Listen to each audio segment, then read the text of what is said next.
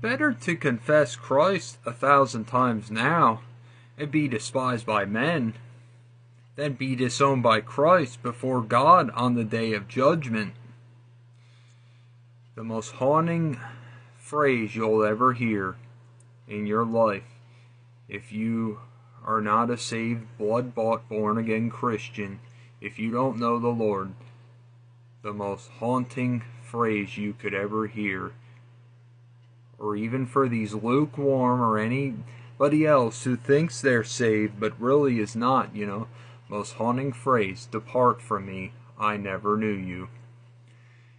Haunting phrase. And the thing is, we don't talk about that often, We want to make everything sugar pie, cream, everything else, We've turned the gospel into that. We sit and we sugarcoat it. We skip over things like that. And that's why we have people living in lukewarmness. That's why, these churches are so corrupt, That's why this world is a disaster. We just sit here and we keep sugarcoating. We avoid things like this that make us uncomfortable. Well, you better get over it, because I'll tell you something. If you're not a blood-bought, born-again believer, that is what you're going to hear. And you better start checking yourself. Make sure you're saved.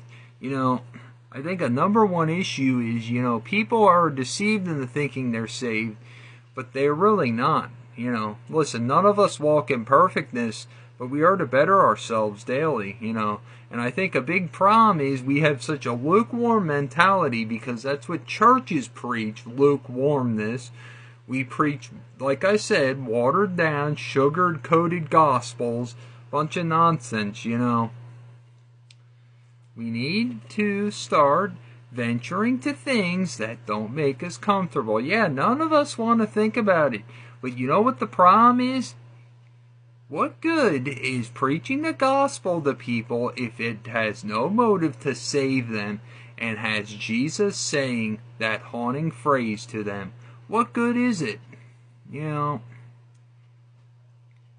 you're going to be hated by men, Especially people that think they're all that, But even unbelievers, people that do things out of religiosity, you're going to be hated by them. Jesus said, if the world hates you, remember that it hated him first, You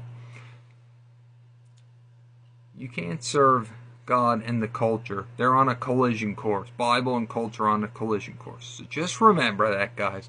I love you, and you have a blessed